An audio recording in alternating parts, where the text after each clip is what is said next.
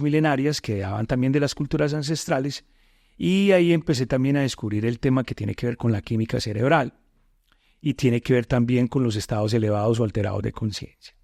Digamos que ahí se conecta ese todo y comienza el emprendimiento de un camino, comienza todo un proceso de conocimiento ancestral, de conocer las tradiciones, sus rutinas, la forma como ellos se conectan con la tierra, con la parte espiritual, con el universo, y ese aprendizaje fue creando en mí una transformación y una manera de ser más consciente con mi existencia y encontrar que nosotros indiscutiblemente somos una parte de la química cerebral, somos parte de una conciencia colectiva y que esa transformación era necesaria para poder lograr llegar a estos caminos, que es igualmente una historia muy, muy amplia, Claro. pero que en el transcurso pues, de este encuentro la iremos desengranando, la iremos mostrando. Gabriel, ¿y de pronto tuviste alguna influencia en algún momento en tu niñez de tus papás o de alguna otra persona que vos me contabas que desde tu niñez estuviste como muy conectado con la parte indígena, con todo eso? ¿Cómo llegó? Sí, ahí viene una parte muy particular. Cuando yo estaba pequeño, yo veía varias películas norteamericanas que contaban y relataban historias de la llegada de los ingleses y los franceses y se apoderaban de las tierras y desplazaban a los indígenas. Cada vez que yo veía esas series como Bonanza, El Caballero Solitario, yo siempre me hacía era al lado, en la serie yo siempre me hacía al lado era de los indígenas, yo nunca me hacía al lado de los otros protagonistas. Había momentos muy particulares porque, por ejemplo, en una de las escenas, recuerdo, de la serie Bonanza, mostraban un momento en que se hizo un acuerdo de paz entre los colonos y los indígenas y había un inipi, había una especie de construcción ancestral, estaban fumándose en una pipa que es la chanupa, con el tabaquito, y cuando yo me senté en la pantalla viendo eso, siendo un niño de 3, 4, 5 años, mi padre estaba al lado, me acuerdo yo, y yo en mi conciencia pensaba que en algún momento de mi vida me quería ver ahí. Okay. Y era con los indios Lakotas, la historia que se estaba viendo en el momento en la televisión.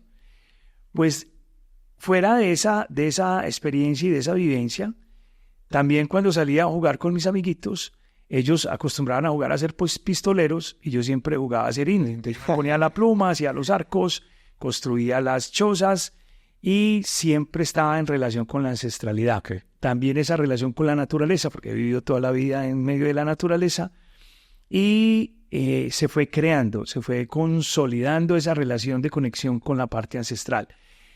Eso todo lo viví en la niñez. Cuando llega la adultez y estoy en ese escenario de prestar el servicio militar y de estar en la escuela naval y se rompe ahí una línea de tiempo y veo la necesidad de cuestionar mi existencia, encuentro nuevamente el camino de la ancestralidad como una herramienta, como un mecanismo, como una experiencia para volver a mi ser. Eso fue muy, muy, muy, muy bonito, la verdad.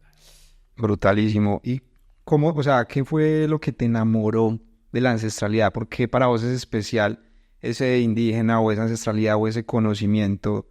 ¿De alguna situación te salvó o sentiste una conexión ya llevándolo a la parte consciente? Porque estábamos hablando de una parte inconsciente que de pronto tú ya estabas programado para ese tipo de información, pero ya en la etapa de adultez, ¿por qué te atrapó? O sea, ¿qué fue la esencia, la magia que te atrapó de eso? Sí, a ver, había un momento de mi vida donde yo estaba muy ligado a la ansiedad de conseguir de pronto, digamos, de estar mucho en conexión con el mundo material, de conseguir dinero, y me dedicaba mucho al tema del paisajismo y la arquitectura.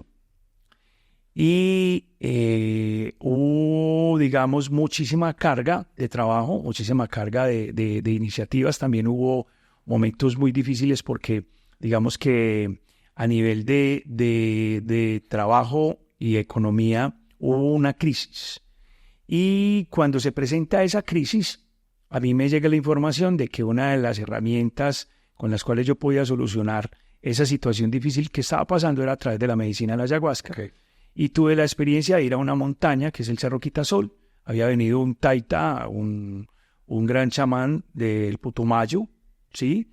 Y cuando tuve esa experiencia con este taita, me mostraron lo que iba a pasar con mi vida. O sea, hubo un punto, eso se llama un choque de conciencia, donde a través de la sustancia que tiene la ayahuasca, que es la dimetriptonina, entra a mis mapas neuronales, me muestra la realidad de mi entorno, de mi vivencia, y me dice que si seguía por los caminos por donde iba, pues iba a haber unos fenómenos bastante fuertes, pero que si cambiaba la ruta y el camino y que se hacía conciencia y me hacía más responsable de mi ser, iba a haber un camino que no iba a ser tampoco tan fácil, pero que iba a tener unos beneficios, iba a encontrar el sentido de la vida de una manera más bonita, y así fue como empezó ese punto de transformación y de intromisión ya mucho más profunda en la parte de lo que tiene que ver con el conocimiento ancestral.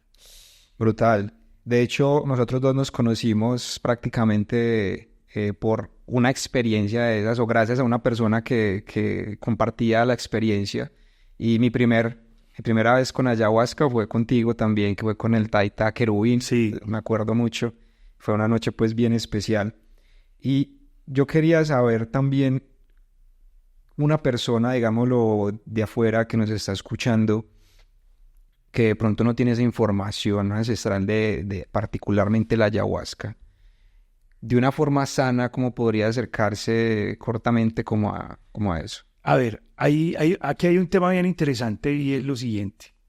Dentro de la historia de la ayahuasca, que es una liana, que es un bejuco, que tiene una alta concentración de un químico que se llama dimetriptonina, con el que se nutre la glándula pineal, hay una especie de historia que cuentan los ancestros y muchos chamanes, curacas, curanderos, y es que dicen que la medicina es la que lo busca a uno, la medicina es la que lo llama a uno. Entonces es un sentir del corazón. Entremos a un tema interno de conciencia y un tema de relación de cuerpo, mente y espíritu.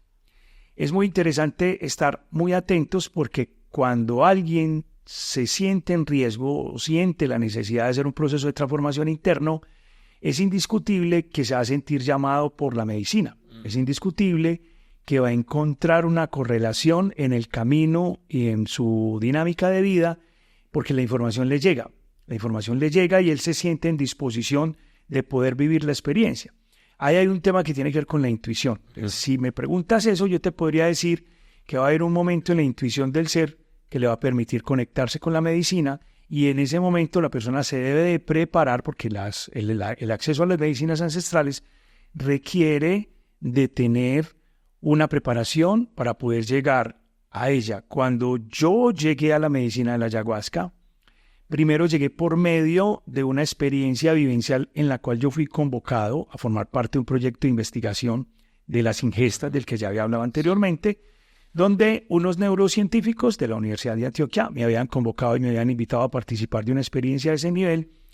Pero en ese momento yo no estaba pasando, digamos, por momentos difíciles, sino que fue posterior a vivir esa experiencia donde ya sí, en un momento de crisis, sentí la necesidad de la medicina y me llegó, y viví la experiencia, y la medicina me mostró un mapa de mi pasado, de mi presente, de mi futuro, donde pude hacer conciencia de la necesidad de una transformación de hábitos, de costumbres, de pensamiento, de palabra, de acciones, y ahí fue donde comencé este proceso en el cual ahorita ya llevamos aproximadamente unos 26 años de experiencias por los caminos ancestrales, y de una manera muy bonita, y hoy estamos ya digamos, en la Sierra Nevada de Santa Marta, que es otro punto, otro referente muy importante de la ancestralidad, no solamente para Colombia, sino para el mundo.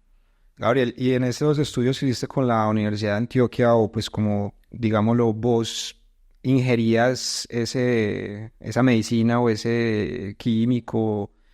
¿Cómo era? O sea, a ver, un poquito más el proyecto era un proyecto de investigación. Sí. Se creó un laboratorio en un espacio físico, en una montaña, era una casa antigua. Y en esa casa antigua, estos investigadores de las plantas psicotrópicas, en una ocasión yo iba caminando por la calle, yo tenía un libro sobre el desarrollo de la conciencia. Ellos, cuando me vieron que tenía estos libros y que era un investigador igualmente de la conciencia, hicieron un diálogo conmigo y me preguntaron de que si yo estaba en disposición de vivir una experiencia de ingestas con plantas medicinales como parte de un proyecto de investigación de plantas psicotrópicas. Increíble. Y después de un análisis, yo les dije que sí. Se hizo una socialización, se hizo una preparación, Y cuando se comenzó la experiencia, porque habían varios tipos de especies de plantas con las cuales por ciclos de tiempo se hacían las experiencias, luego ellos revisaban, hacían análisis de las respuestas. Para mí fue muy gratificante porque fue haberme encontrado con un desarrollo que ya hoy es avalado por la ciencia a nivel mundial, el uso de la marihuana, del cannabis, el uso de la psilocibina, el uso de la dimetriptonina en la ayahuasca, el uso del peyote, de la mescalina, el uso del tabaco, ¿sí? Ya hay unos avales por parte de la ciencia donde se determinan que estas plantas contribuyen al mejoramiento y a la salud y a la cura de muchas enfermedades que existen en el planeta. Entonces, esa experiencia en su momento cuando llega tenía a la mano información que me clarificaba los riesgos, la seguridad de poder estar tranquilo de que no iba a quedar loco, que me va a morir, algo así por el estilo.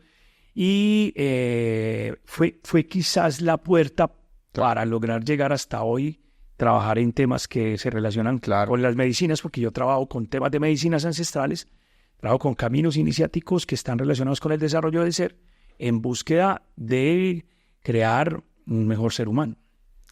Genial. ¿Y cuál era el propósito de esa investigación? O sea, que la terminaban y qué seguía. Esa investigación era determinar esas composiciones químicas que existen en estas diferentes plantas, cómo podían ayudar a curar diferentes enfermedades de carácter psicológico y psiquiátrico. Uh-huh. En temas, por ejemplo, relacionados con el cáncer, todo lo que son tratamientos relacionados con el cáncer, los hacen a través de psilocibina, ¿sí?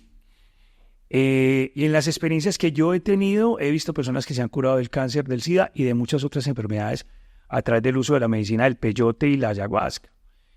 Pero de igual manera, los seres humanos hoy en el planeta hay muchos traumas psicológicos, hay muchos problemas que están determinados por historias transgeneracionales, violaciones, maltrato físico, por ejemplo, depresión, sí, es como la bipolaridad, más común en este momento. El sentimiento de abandono, y cada una de ellas, después de unos análisis que se realizan para determinar cuáles son las químicas apropiadas para trabajar cada una de ellas, se encuentra la solución a este tipo de traumas y enfermedades mentales que hoy por hoy el mundo, digamos, está sufriendo de una manera muy amplia, muy colectiva.